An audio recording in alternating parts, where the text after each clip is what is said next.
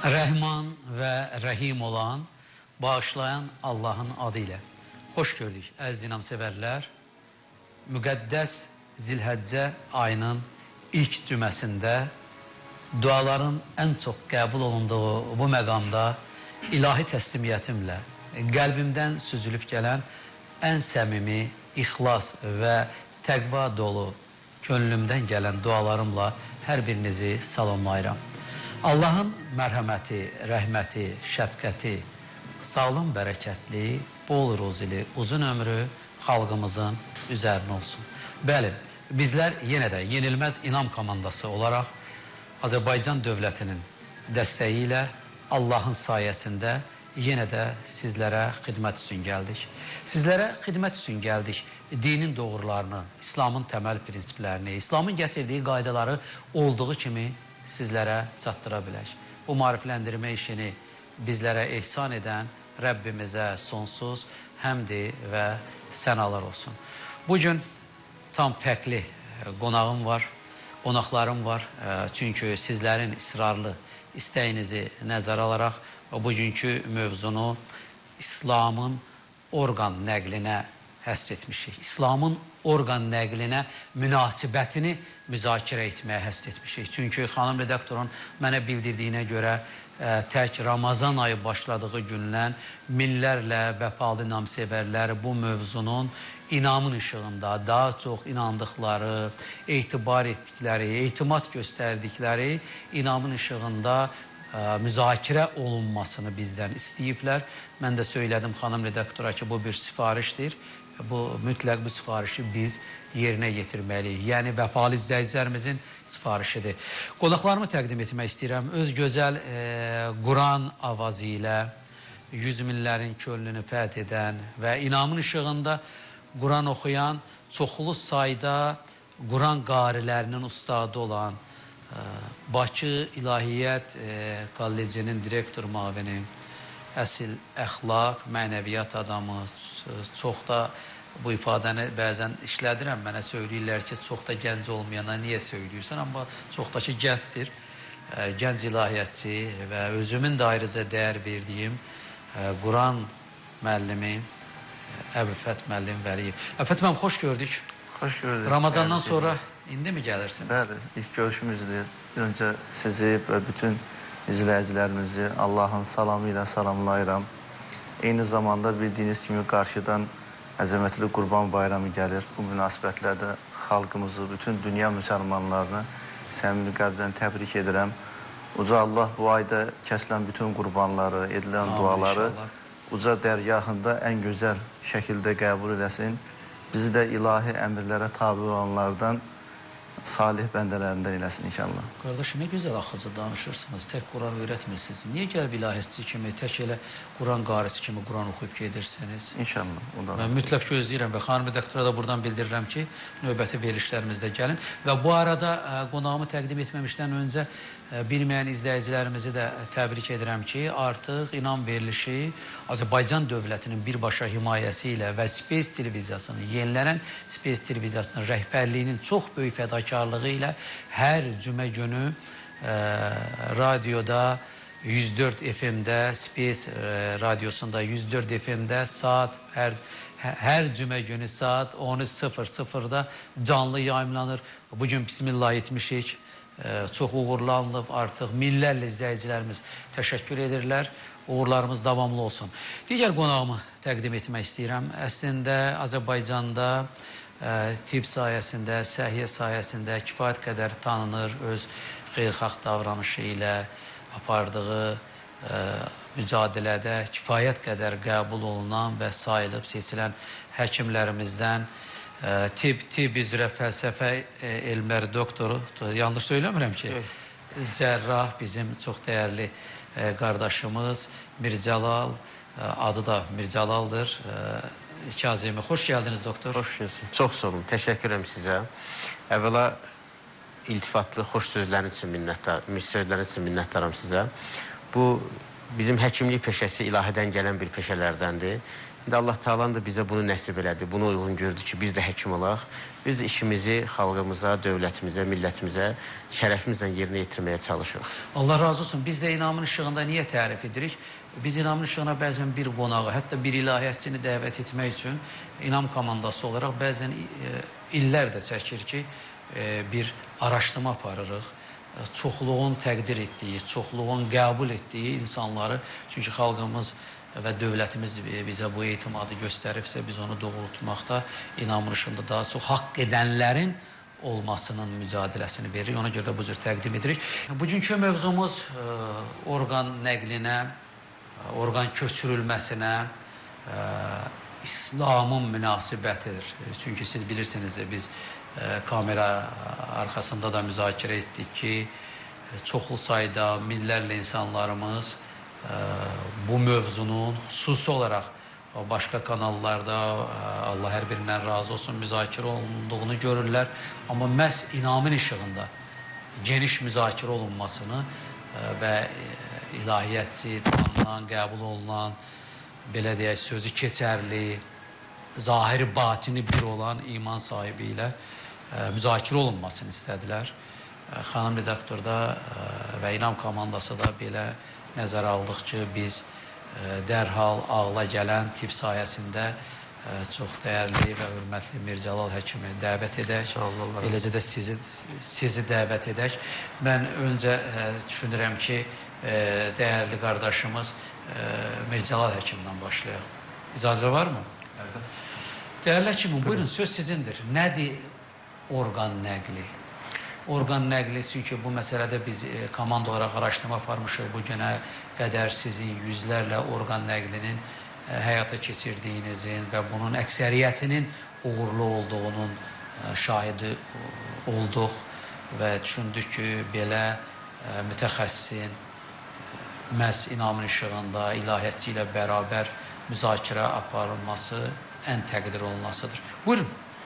Çox sağ olun, bir daha təşəkkür edirəm bu mövzunu əl aldığınız üçün. Çünki sizin bu verilişiniz, İnam verilişi sözün əsl mənasında öz ağırlığı, istər orada müzakirə olan bütün mövzular, istərsə də o mövzulara sizin müsbət və yaxud da mənfi rəyinizin olması, həqiqətən də ictimaiyyətimiz, cəmiyyətimiz arasında müzakirə olunan və qəbul olunan bir məsələdir. Təşəkkür edirəm. Ümumiyyətlə, orqan transplantasiyası da hal-hazırda bütün dünyada, eləcə də bizim səhiyyəmizdə, Azərbaycan səhiyyəsində və cəmiyyətində ən çox müzakirə olan mövzulardan və aktual olanlardan biridir. Çünki orqan transplantasiyası dediyimiz zaman, orqan nəqli dediyimiz zaman istifadəsi, orqan köçürülməsi, İnsanlarımız daha açıq-çılpaq anlaması üçün, bəli. Tərif olaraq orqan köçürülməsinin tərifinə müraciət eləsək, buyurun. Orqanın, hər hansı bir orqanın, həyat fəaliyyətinin, hər hansı bir orqanın həyat fəaliyyətinin tibbi, cərrahi müdaxilələrlə geri qaytarılması mümkün olmadığı zaman həyatı vacib orqanların yeni orqanla dəyişdirilməsi.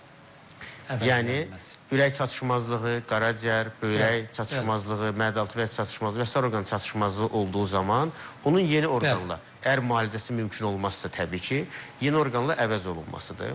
Orqan transplantasiyası çox aktual bir mövzudur. Çünki həqiqətən də orqan yetməzliyi üzündən insanlar sözün əsl mənasında dünyasını dəyişirlər. Çünki qaraciyər çatışmazlığı, ürək çatışmazlığı, ağciyər çatışmazlığı, mədəaltı və çatışmazlığı kimi orqanlar var ki, bunun əvəzi yoxdur. Böyrək çatışmazlığı xəstələrin həyatda tutulması üçün dializ prosedurları var. Xəstələr müvəqqəti olaraq dializdə qalırlar. Amma o da qalıcı müalicə deyil. Ona görə də orqan transplantasiya əməliyyatı zərurəti yaranır, mütləqiyyəti yaranır və əməliyyat olunur, insanlar sağlamlıqlarına qovuşa bilirlər. Burada hər bir cəmiyyətin özünə məxsus düşüncə tərzi, cəmiyyətin tabuları və onun dini inancları var. Məsələ burasındadır ki, buna söykənən və ondan da irəli çıxan məsələlər olur ki, bu da orqan transplantasiyası işinin təkanı olur. Xüsusilə dünyada aparılan orqan transplantasiya əməliyyatları iki əsas donor hovuzu olur. Bunlardan biri canlı qohumlardan, emosional bağ olanlardan alınan orqanlar. Bu da məhduddur. Çünki qaraciyərin bir hissəsi və böyrənin birini bağışladığı zaman xəstə öz yaxınına əməliyyat oluna bilirlər. Amma elə orqanlar var ki, ürək, ağciyər, mədəaltı vəzi və 5 il əvvəl müvəffəqiyyətlə şanlı müharibəmiz bitdi, qələbə çaldıq. Ondan çıxan qazilərimiz var ki, ətrafları, yuxarı ətrafları, aşağı ətrafları itirən qazilərimiz var ki, onların da normala qayıtması üçün orqan transplantasiyası, yəni meyitdən alınmış orqanlardan ehtiyac var ki, transplantasiya əməliyyatı icra olunsun. Təbii ki, buna dinimizin yanaşması və dinimizin yanaşmasının insanlarımıza təsir obyekti daha çoxdur və insanlarımız orqanları bağışlayarsa, bağışlayarsa ehtiyacı olan xəstələr beyin ölümü həyata keçmiş insanlardan alınmış olan orqanlarla həyatlarını qoşu sağlamlıqlara geri qayıdarlar. Təşəkkür edirəm. Mükəmməl bir izah oldu. Şəxsən məni qane etdi. Mühüm müəllim, İslam nə deyir, kitab nə deyir? Hədislərin işığına da bəlkə boylanaq orqan nəqlinə, orqan köçürülməsinə, İslamın münasibəti nədən ibarətdir? Məncə sualın qoyuluşu belə daha uyğundur. Bəli. Belə bir aktual mövzunu təbii ki, bu işin mütəxəssis olan bizim görkəmli həkimimizlə uzun illərdir bu sahədə peşəkar fəaliyyət göstərən bir həkimlə müzakirəsi təbii ki, çox gözəl düşünürəm ki, bir addımdır. Bu da bir xidmətdir. Bəli, bu çox gözəl bir addımdır. Bu baxımdan da sizi təbrik edirəm verilişinizi. Çox sağ olun.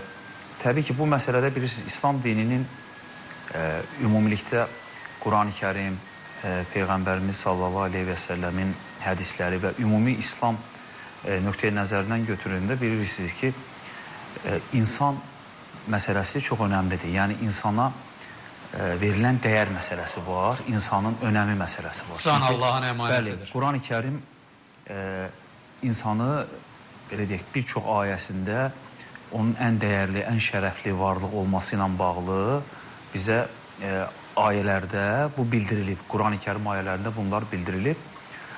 Bununla yanaşı, eyni zamanda Quranda insanlar arası münasibətlərdə qarşılıqlı yardımlaşma, xeyirxahlıq, dəstək olmaq, köməklik göstərilməsindən bağlı da çoxlu ayətlər var.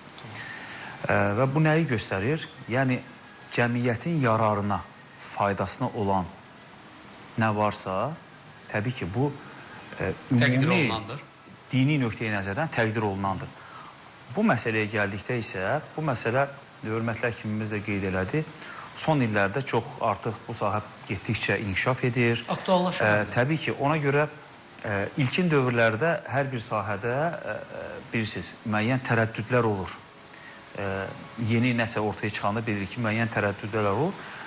Xüsusilə bu orqan nəqli, orqan köçürülməsi məsələsində də İslamın bu məsələlər yeni ortaya çıxdıqda, daha çox yayılmağa başladığı dövrdə İslam alimlərinin görüşlərində müəyyən tərəddüdləri görürük. Mən araşdırdım, fərqli münasibət. Bəli, fərqli münasibət. Amma zaman keçdikcə formalaşır. Bəli, artıq biz görürük ki, müasir dövrdə artıq İslam hüquqşünasları xüsusilə bu məsələdə fətva verən alimlərin görüşlərində xeyli dəyişikliklər var. Çünki artıq daha qəti nəticələr əldə olunur, artıq daha, belə deyək, güvənillik ortaya çıxır. İlkin dövrdə tərəddüdlər nə ilə bağlı idi? Buyurun. Deyək ki, bu məsələdə müəyyən insan dəyərinin ucuzlaşması, orqan satışı nəticəsində, belə deyək, insanların hansı ki, İslamın insana verilmiş olduğu o dəyərin azalması kimi tərəddüdlər var idi. Bu işin başqa yerə gəlib çıxacağından qorxurlar. Günümüzdə şübhələr də var. Şübhələr də var idi. Din səmimiyyət. Bəli. Amma İslamın nöqteyi nəzərindən ilkin olaraq, məsələn, bilirsiniz ki, Quran-ı Kərimdə çox məşhur bir ayə var.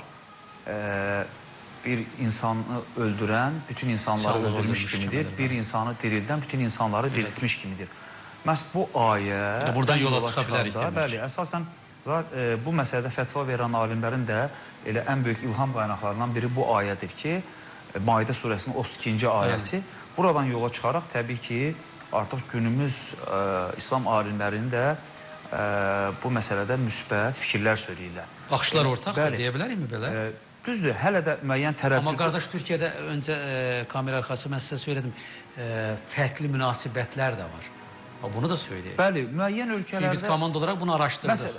Baxın, belə deyək, mövzunun aktuallığını nəzərə alırıq. Əslində çox maraqlıdır. Təbii ki, fərdi qaydada qarşı çıxan alimlər ola bilər, amma belə götürəndə, məsələn, dünyada məşhur, tanınmış, deyək ki, İslam beynəlxalq təşkilatlar var ki, İslam fətva təşkilatları və yaxud da ki, ölkələrin özlərinin diyanət işləri, belə deyək də, nəzdində olan şuralar və s. var ki, bunların bir çoxu bu məsələdə artıq müsbət rəy ortaya qoyublar və bu məsələni dəstəkləyirlər. Elə siz bayaq da söylədiniz ki, çünki yenə deyirəm, elə xristianlıqda da, yahudilikdə də, İslamda da, digər dinlərdə də bu məsələyə əsasən yardımlaşma, xeyirxahlıq, bir-birinə kömək olmaq prizmasından baxıldığı üçün... Milli kimliyimizdə də bu var, milli ənənələrimizdə də bu var. Amma çox üzr istəyirəm, indi dəyərli həkimimiz danışacaq, alimimiz, hansı halda orqan nəqli, orqan köçürülməsini İslam qəbul etmir, rədd edir? Hansı halda? Belə deyək, bununla bağlı... Dinin hökmlərinə uyğun olaraq. Təbii ki, burada indi tibbi nöqteyi nəzərdən dediyiniz kimi, hörmətli həkim o məsələləri açıqlayacaq. Yox, İslamı baxımdan. Bəli, İslamı nöqteyi nəzərindən təbii ki, müəyyən məsələlər vardır ki, orada, belə deyək, müəyyən tərəddüdlər var. Bilirsiniz ki, razılıq məsələsi önəmlidir. Ən başda burada belə bir məsələ var. Əgər bu məsələdə qarşı tərəf həm orqanı verən çox ciddi zərər görəcəksə, dini nöqteyi nəzərdən alimlər ən çox burada tərəddüd edirlər və bunu qadağan edirlər ki, əgər canlı bir insan tutaq ki, canlı donordan tutaq ki, 2 böyrəyi var, onun bir böyrəyi zəifdir, çıxardıb o birisi böyrəyini veriləcəyi təqdirdə o, buradan ciddi artıq həyat riski daşıyan bir addım olacaq bu. Bax, bu cür... Amma insan sağ ikən onun verilməsi qədər təqdir olunasıdır. İslam, bax, buna münasibəti necədir? Bəli, amma təbii ki, zaten donorlarla bağlı indi həm dini nöqteyi nəzərdən, həm tibbi nöqteyi nəzərdən həkim biraz sonra da açıqlayacaq. Yəqin ki, məsələn, bir neçə həkimin rəyi məsələsi var orada. Bax, eyni ilə tibdə bir neçə həkimin rəyi məsələsi dini nöqteyi nəzərdən də bizim İslam alimlərinin şərt qoyduğu məsələdir ki, yəni ən az 2 həkimin məsələn, bu məsələdə bir rəyi olmalıdır ki, ona razılıq əldə olur. O təsdiqlənmiş mi sayılır? Bəli, bəli. Yaxşı, dəyərli həkimim, hansı halda siz imtina edirsiniz? Belə deyim, mən ümumi... Çox desəm, belə bir sual vermək istəyirəm. Bu günə qədər nə qədər orqan nəqlini həyata keçirsiniz? Bu günə qədər 1500-ə yaxın qaraciyər və böyrək transplantasiya bizim tərəfimizdən icra olunub. Onlardan 4 xəstədən isə ikisinə qaraciyər, ikisinə böyrək transplantasiya meyid orqanlarından alınaraq icra olunub. O da bu yaxın günlərdə olub. İndi necə hiss edirlər? Stabildirlər, vəziyyətlərin uyğundular. Allah şəfa versin. Amin. Ümumiyyətlə, orqan transplantasiyası, orqan nəqli, mən də sizin əfvinizə sığınaraq öz araşdırmalarımdan, siz də inanc adamısınız, həm də siz tək həkim deyilsiniz, həm də inanc adamısınız. İnsanlarımızla, biz izləyənlərdən paylaşarıq. Ümumiyyətlə, bütün dinlər, ilahiyyatçımızın qeyd elədiyi kimi, bütün dinlər, tək İslam deyil, ana qayəsi bəşəriyyəti insanı yaşatmaqdır, insanın faydasına, sağlamlığına keşiyində durmaqdır. Xüsusilə də İslam. Hətta İslam Allah Teala tərəfindən bizə nazil olan kitabda yeri göyü sizlər üçün yaratdıq, onlardan istifadə etməli üçün siz insanlara böyük fürsətlər verdik. Amma Allahın əmrlərini, onun verdiyi buyruqları yerinə yetirmək şərti ilə o əməllərdən, o şərtlərdən çıxmamaq şərti ilə. Digər tərəfdən bizim Peyğəmbər sallallahu da hədislərimizdə də var ki, sağlamlığınızı qoruyun, həkimə gedin, müalicə alın. Bunlardan da yola çıxaraqdan orqan çatışmazlığında olan insanlar bir sağlamlıqlarının arayışında, sağlamların qorunması üstə çalışmalıdırlar. Və eyni zamanda qeyd olunan ayədə, Maidə surəsində, hansı ki qeyd olunur, bir insanı yaşatmaq, bəşəriyyəti yaşatmaq qədər savabdır. Bugünkü insanlardan bəhs olunmaz. Bəşəriyyətdə var olan, keçən insanların, onlardan əmələ gələn nəsillər və s. bütün bunların savabı bütün yaradılmışlar içərisində olur. Ümumiyyətlə, orqan transplantasiya, orqan nəqli özü özlüyündə dini, fəlsəfi və tibbi aspektləri birləşdirir. Burada həm din, onun fəlsəfi tərəfləri və təbabət var. Təbabət bəllidir, transplantasiya olunur, xəstələr sağlamlığına qovuşur. Burada mənə müraciət edən xəstələr içərisində də onların bəzən niyə orqanlarınızı bağışlamırsınız və yaxud da ki, insanlarımız niyə orqanları bağışlamır tərəddüdündə belə bir məsələləri var ki, bizə verilmiş orqanlarımız bizə bir əmanətdir. Elədir. Onu əmanət halında Can Allahın əmanətidir. həm ruhumuz, həm canımız əmanət halında Allah Taalaya qaytarmalıyıq. Məsələ burasında ki, bu həqiqətən də belədir. Amma işin başqa bir tərəfi də var. Bu əmanəti dünyamızı dəyişdən sonra qorumağın faydaları, qarşı tərəfdə isə bir insanı yaşatmağın faydası. Tərəzin iki gözünə qoyduğumuz zaman insanı yaşatmağın faydası daha üstünlük təşkil edər. Bir də ki, mən üzr istəyirəm. Buyurun, müzakirədir bu, gözəl. Müzakirə baxımından dində belə bir qayda da var ki, yəni, əgər bir şey zərurətdirsə, o haramları bəzən mübah hala gətirə bilər. Yəni, haram dediyimizdə burada təbii ki, bəzən ola bilər ki, daha çox hərfi nöqteyi nəzərdən bəzən hədislər, xüsusilə hədislərdə o qarşı çıxan alimlərin fikirləri daha çox müəyyən hədislərin hərfi mənasındadır. Tutaq ki, Peyğəmbərimizdən bir hədis var, deyir ki, ölü adamın sümüyünü qırmaq, diri adamın sümüyünü qırmaq kimidir. Tutaq ki, buradan yola çıxaraq bəziləri deyirlər ki, ölüyün, bu orqan nəqli, tutaq ki, ölüdən alınacaq bir orqan nəqli qadağandır.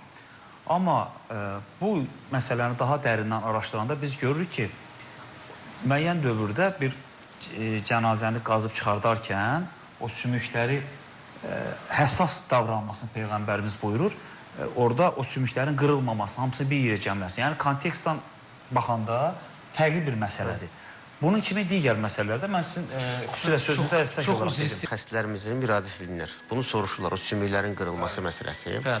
İsra 47, 48, 49, 51, 52-ci ayələrdə Peyğəmbərə onu bilirsiniz, günahlandırırlar ki, sən sehirbazsan, şairsən, bəs həqiqətə uyğun danışmırsan. O da Allah'la arasında bir diyalogu var. Orada deyir ki, müşriklər ona deyir ki, bəs Peyğəmbərə, biz öləndən sonra həqiqətən biz diriləcək. Bizim qırılan sümüklərimizdən bərpa olacaq. Onu kim bərpa edəcək? Onu Allah isə bizi yaradan Allah Taala bərpa edəcək. Yəni, həyatı dəyişdikdən sonra da bizim itən orqanlarımızı da Allah Taala qarşısında sual-cavab vaxtında o orqanları Allah Taala yaradacaq. Məsələn, bizim ətrafımızda insanlar var. Qəzada orqanının ətrafının birini itirən, apendist əməliyyat olan, öd şüşəsi əməliyyat olan bu insanlar da var. O da orqanların birini itirir. Bəs onlar necə qayıdacaq Allah Taala'nın hüzuruna? Bizim insanlarımızı əsas narahat edən məqamlardan da biri odur ki, soru-sual günü bizim orqanlarımızdan, bizim üzvlərimizdən soru-sual olunacaq, şahid edəcək. Əslində... Əzalarımız belə. Bəli, əzalarımız belə şahid edəcək. Bunu əsas tutaraq orqan bağışından biraz dırnaqçıda çəkinirlər, qaçırlar. Amma Allah Taala'nın hər şeydən xəbəri var. Onun belə baxanda bizim üzvlərimizdən nəsə soruşma ehtiyacım var? Təbii ki, yoxdur. Demək, çox istəyirəm, burada bütün məlumat var. Mükəmməl. Burada bir niyyət amili var. Çünki ilahi təslimiyyətlə, ilahi təqvələ yoğrulmuş gönül sahibi, canın sahibi yaradan olduğunu bilir. Biz bugün radyomuzda da söylədim ki, bütün yaradılmışları əgər yaradan üçün sevəcəksə, biz bir mənalı olaraq insanlığa qayğı, sayğı, mərhəmət, rəhmət, şəfqət hissi ilə davranacaq. Ancaq mənim baxışımda belə bir məsələ də var ki, bu məsələləri araşdırarkən, Ramazan ayından insanlarımızın, sanki bir qrup insanlarımızda bir itimadsızlıq da var, inamsızlıq da var. Görən bu nə qədər doğrudur. Yəni, bu gün inamın fərqi digər verilişlərin hər birində mənim sayığım, ehtiramım var. Bir fərqimiz var ki, bu Azərbaycanın mənəvi mühitində bir sayılı verilişə çevrilməsində inamın bazasında kifayət qədər tanınmış ilahiyyətçilərin, mənəviyyət adamlarının, inam komandasının bu işə həm peşəkar, həm də inancla yanaşmasıdır, sistemli şəkildə. Bax, həkimin də fərq etməz ki, sahə olsun, digər sahə olsun, inanclı olması, etiqad sahibi olması bu yəqinliyi daha da möhkəmlədə bilir. Amma nə edək ki, yenə də günümüzdə orqan nəqli ilə bağlı, mən bunu açıq söyləyirəm, müəyyən bəlkə də dairələr var ki, bunu bidərəkdən də aşılamağa çalışırlar və etibarsızlıq yaratmağa çalışırlar. Mənim burada heç bir marağım yoxdur. Mənim marağım insanlığa xidmət baxımından və dinin gətirdiyi qaydalar içərisində, Quranın işığında, hədislərin işığında orqan nəqlinə, orqan köçürülməsinə İslamın münasibətidir. Amma mən təkrar bir də söyləyirəm ki, burada həkimin etibarlığı, o inanc sahibi olması, məsələn, baxıram, dəyərli qardaşımız Quran-ı Kərimin ayələrindən misal gətirir. Bu təqdir olunasıdır. Demək, hesab gününə adam inanır. Elə Mircəlalın özü inanması ən azı adı ona haqq etdirir. Ben bunu da belə xüsusi olaraq altını çizaraq demək istəyirəm. Buyurun. Bilirsiniz, burada əsas məqsəd meyitdən alınmış orqanlardan orqan transplantasiyası və ona bizim İslamımızın yanaşması məsələsidir. Ümumiyyətlə, hər bir istənilən meyit orqan transplantasiyasına uyğun deyil. Orqan transplantasiyası meyitdən alınması üçün burada beyin ölüm məsələsi var. İslamın da burada yanaşması hansı istiqamətdə gedəcək ki, əvvəla biz onu bilməliyik ki, insan nədir, beyin ölüm nədir, ruh nədir? Bütün bunların hamısını İslam gərək bizə bunu açıq bir şəkildə izahını versin ki, insanlarımız artıq bundan yola çıxmış olsun. İnsanı insan edən onun ruhu və bədənidir. Ruh olmasa o insan sağlam insan olmaz. Üzr insan bədən və ruhun birləşməsindən əmələ gələn bir varlıqdır. Və yaxud da ki, bizim sahəmizi istismar edir artıq. Və yaxud da ki, bədəni olmasa, tək ruhu olsa, o da insan kimi qəbul olunmaz. Beyin ölümü həyata keçdiyi anda artıq insan bioloji olaraq ölüdür. Yəni, beyin ölümü həyata keçdiyi anda artıq ruh və bədənin elementlərindən, insan təşkil elementlərindən biri yox olmuş olur. Ayrılır. Ayrıldığı anda artıq o meyitdir, cənazədir və geri qayıtmayan bir hadisədir. İnsanlarımız arasında yanlış bir düşüncələrdən də biri ondan ibarətdir ki, bəzi İslam alimləri də o istiqamətdə onu dəstəkləyirlər ki, insan öldüyü zaman ürəyi ölməlidir. Yəni, ürək dayanmalıdır ki, insan ölmüş olsun. Amma Quran ayəsində birində də var ki, ürəyi biz ətdən ibarət olduğunu qeyd elədik. Bizim bu gün Bakı şəhərində yüzlərlə açıq ürək cərrahiyyəsi, açıq ürək əməliyyatları olur. O əməliyyatların 90%-ında ürək dayandırılır, xəstə süni qan dövran cihazına qoşulur, ürək üzərində əməliyyat bitdikdən sonra süni qan dövran cihazından çıxılır, ürək fəaliyyətinə başlayır. Əgər insanın ölümü ürəyin dayanması ilə olmuş olsaydı, o ürək əməliyyatı olan insanların hamısında ölmüş olardı. Həyata qayıtmazdı. Bizim bütün funksiyamızı həyata keçirdən, bizim indi oturub bir-birimizdən danışdıran bizim beynimizdir.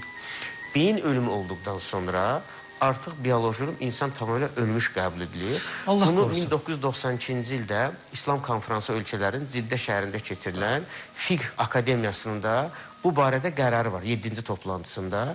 Beyin ölümü bərabərdir insanın biolojik ölümünə. Beyin ölümü diaqnozu qoyulursa artıq o cənazədir, meyitdir. Orqanlarında istifadə eləmək. Onu oxudum, doğru söylədiniz və çox vaxtında söylədiniz. Mən onu söyləyəcəkdim. Burada bir inanc məsələsi var, burada bir etibarlılıq var. Məsələn, elə bir tanınmış, qəbul olan ilahiyatçımız var ki, söyləyir ki, mən şübhəliyəm, misal üçün deyirəm. Ad çəkmirəm, ümumiyyətlə deyirəm. Deyir, mən şübhəliyəm. Biz onu necə inandırmalıyıq şey? Ümumiyyətlə, belə bir ötəlik təbii ki, yoxdur. Amma cəmiyyət üçün, toplum üçün hansı mesajları verə bilərsiniz? Ümumiyyətlə, məncə yerində verilmiş bir sualdır. Ölkəmizin inkişafının, qüdrətinin bir göstəricisi də qeyd edeyim sizə nədir? Tək ölkədə orqan transplantasiya əməliyyatının icrası deyil. Son 2 il yarımdır ki, artıq dövlətimizin icbari tibbi sığortanın xidmətlər zərfinə orqan transplantasiya əməliyyatları daxil olunub. O küllü miqdarda əməliyyat ehtiyacı olan, vəsait ehtiyacı olan əməliyyatlar artıq dövlət hesabına vətəndaş üçün ödənişli şəkildə icra olunur.